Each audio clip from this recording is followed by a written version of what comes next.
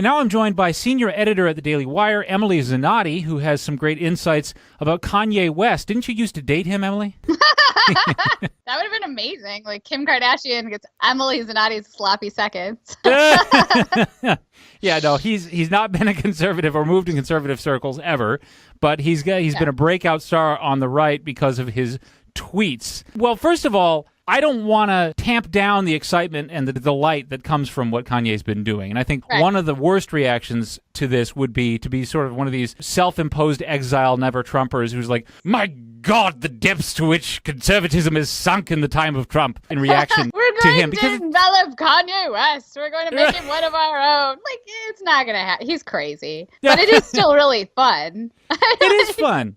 Well, and also, you know, it might influence people in the right direction. What is your gauge on the whole thing? I kind of love it. Like, to me, it's the best thing that's happened on Twitter in like 3 years because I actually feel like I want to be on Twitter for 2 seconds rather than just it's a social media tool to make me want to murder somebody. But it's been really fascinating because he just got back to Twitter, and before he left Twitter in a huff, all of his tweets were always amazing. His tweets have always been like, I would like a marble fireplace, but it must fill up my whole house. Like, they make no sense. Right. And then he comes back onto Twitter and he's like, oh, I'm a hardcore Trump fan now. I'm retweeting Thomas Sowell, talking to Charlie Kirk from Turning Point. And it is sort of shocking to see this guy who is definitely not schooled in the world of politics, but makes an impact, all of a sudden deciding he wants a open and fair discussion about these ideas.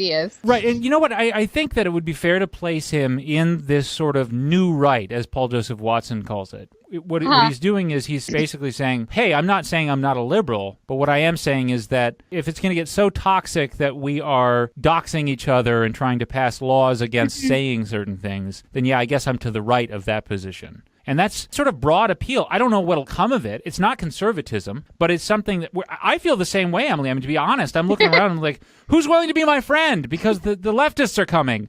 Are you going to be my friend? I don't care if you're a liberal. Come on, over here. We're the people that won't kill each other or try to pass laws against each other. You know what I mean? And I'm fine with anybody who's going to say something like, I think everyone should be able to say what they want to say. Too often now, we're in this position where we just hate each other and there's no positive reaction. Either we want to shut people down or we're lobbing insults at each other all day long. We've reached this place in our lives, in our political lives, where we can't see friendship any longer. Just friends, just friends. And I mean, if it takes Kanye West to solve the world's problems, the guy's always said he wants to solve the world's problems. So, I mean, maybe we will all truly unite on Kanye West. I don't know. I'm willing to at least stake some money on it, I think. Amen. That's such a beautiful thought, Emily. It's such a sanguine and forward-looking thought. And really, the thing that tipped the whole thing off, the first real tweet that got everyone excited about Kanye was he just tweeted, I love the way Candace Owens thinks. Right, yeah. And the significant thing was that Candace Owens doesn't belong to the political left, and so it was bridging a gap where he was just saying something nice about someone, and it was very general. It wasn't like, I agree with her on abortion. He didn't say anything about an issue. Yeah. And that was cool to me, and I kind of think that I'd like to see more people do that. And specifically, I actually tweeted,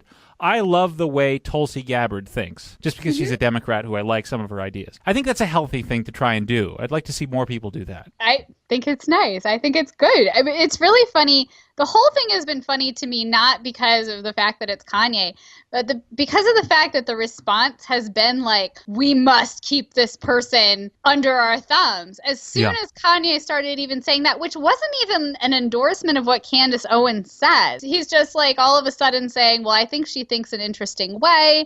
It would be like as if I came out and said, you know, I think Ben Rhodes is a really interesting person. I don't agree with him, but I follow him on Facebook and I follow him on Twitter and I'm interested in what he has to say. It's almost as if at that point I was grabbed by the arms and thrown back into my little jail cell. Like, they got so scared that Kanye had somehow gone rogue on this particular issue that we had comedians and everything tweeting about how stupid Kanye was, how his music career was over and all this stuff because he dared to say something nice about someone they disagreed with. Like, that tells me more about those people than it does about Kanye. Yeah, and one little added element just as a parting thought, of course, an element here is race. Yeah. Kanye West is black. He's disagreeing with a mainstream party that for some reason has been able to keep a hold on blacks as a more ethnically predictable voting bloc than you would think possible.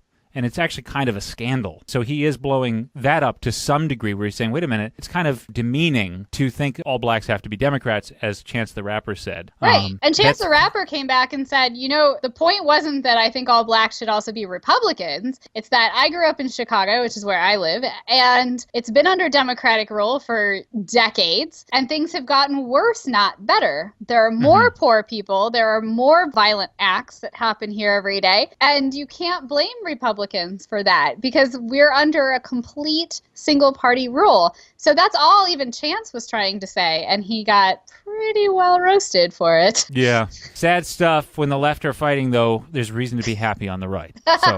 It's kind of fun. Usually we're the ones fighting, so I'm just like, whatever, you guys just deal with it.